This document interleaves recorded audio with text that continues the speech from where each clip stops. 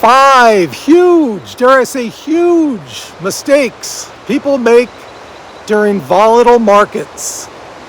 This is the time, guys, that we have to be calm above all other things, okay?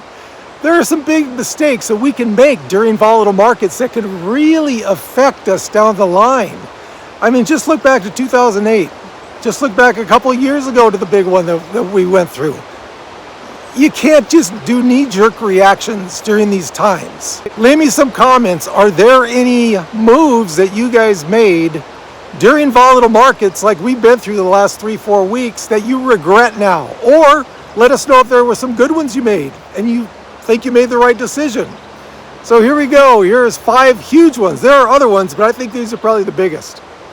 Number 1, I had a friend who did this years ago. You try and time the market. Now, you could get this right once, okay? He did. Actually, going back to 2008, he got it right. He took most of his money out of the market then, okay? He got back in.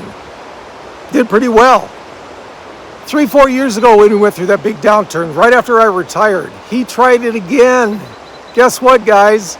He hasn't put his money back into the market. Why? He's skittish.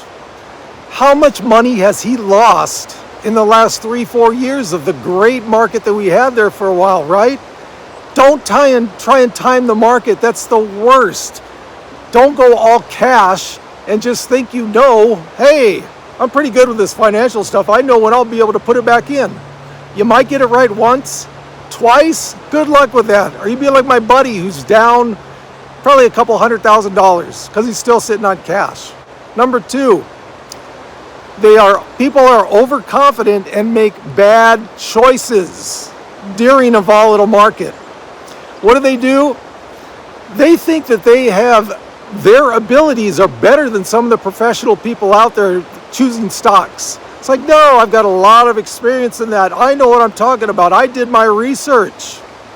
They go after individual stocks that are not doing that well in a down market. You can get fleeced that way, guys. You can get totally fleeced by that.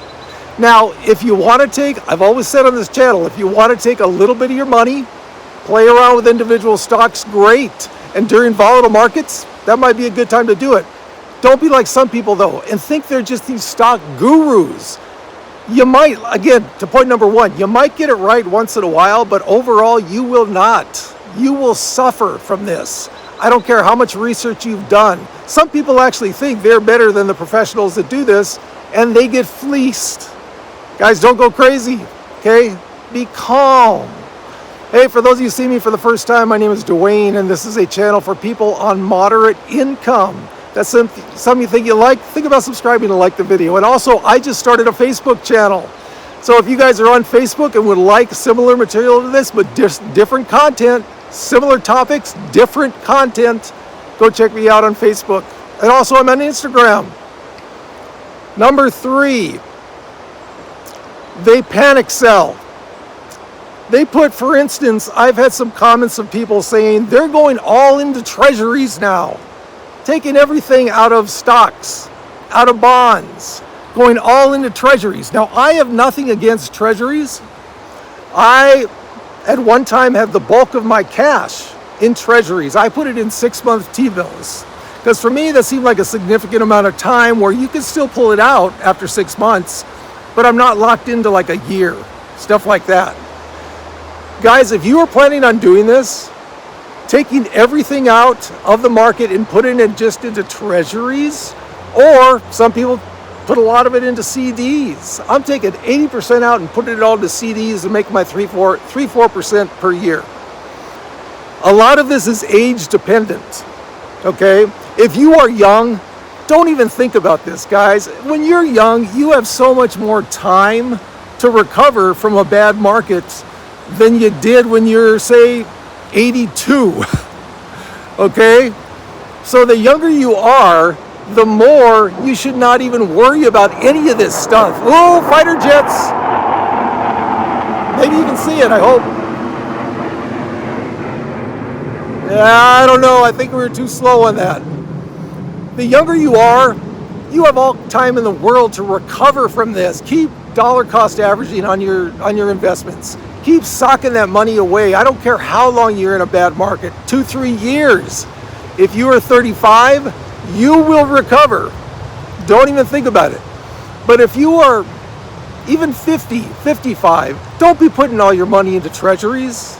Don't be putting it all into CDs. You've still got a long life to live. Now, if you are 77, or maybe even early 70s, that might be a time you might think about that. For instance, if you have all the money, if you're set, if you think you're set for the rest of your life with the money you have on hand, okay, put it into something like treasuries or CDs, making a steady amount. Other than that, don't even think about it. Number 4, they dig a deeper hole trying to make up for losses. 2 examples of that. Number 1, they hold on to losers too long. We're talking about individual stocks again. Man, my mouth is getting dry. I'm getting so nervous talking about this. They hold on to losers too long. Individual stocks, you see in a bad market, your stocks are just going, they're getting killed. But your mindset is, you know what? This will bounce back. I know it'll bounce back. Now, I'm not talking about your overall portfolio. You should be holding on to that. I'm talking about individual stocks. This goes back to thinking they know more than other people, thinking they know more than the pros. I'm just going to hold on to this, man. It'll come back. I know it will. That's mistake number 1. Mistake number 2 of digging a deeper hole. They sell winners too early, especially in a volatile market, guys. You can see things going up, up, up, up. You're like, okay, I'm up 10%, I'm selling, instead of holding on to it. A lot of this just comes down to buy and hold, okay? On your overall portfolio, buy and hold. On stocks you think that you have done enough research on, and again, I'm talking loud when I'm by the river because this river noise is pretty loud. If you think you've done enough research on this, hold onto your stocks, okay? Don't just get all skittish and sell them or hold them too long. That's another thing though. Even if you are holding on to it, there is a limit to that, okay? Do your research. Do a lot of research so you know what you think you know what you're doing. But as I've always said, individual stocks, small, tiny percent of your portfolio. And number 5, they forget to balance. No, that's what I'm trying to do right here. I'm trying to balance, changing arms. They forget to rebalance their portfolio. Equities tend to decrease substantially in a market sell-off, okay? After the market comes back, they forget to rebalance back to what they wanted. Like, was it a 60-40 portfolio? Was it a 70-30, whatever it's going to be? Make sure if you are not in a fund or if you don't have a market money manager who will rebalance automatically for you, don't forget to rebalance. Okay, you want to be back close to what your ideal percentage is. 55-45, 60-40, 80-20 even. For those of you youngsters, it could be 90-10. I don't know. I don't have the stomach for that. But make sure after a market has recovered, okay, you are sure it's been sufficient time that it has recovered, that you rebalance. Go in there and rebalance your stuff back to where you want it to be. The last thing you want to do is like 6 months, 9 months down the road say, oh, I was 60-40, I wanted to be, but I'm 70-30. That could substantially change your portfolio down the line, guys. So don't forget to rebalance, okay? So there you go. There are 5 ways that people make big mistakes in a volatile market. Speaking of volatile markets, guys, we've been about 3, maybe even almost 4 weeks into this. Leave me some comments. How you feeling about this? How you feeling about where we're going? How you thinking about your long-term positions on your stuff? Are you still confident? What about you short-term? Have you been riding it out smooth? Now for me, because I went through this sequence of returns risk, about 2.5, 3 years ago, I'm not as concerned this time as I was when I first retired. Man, I was all over the place.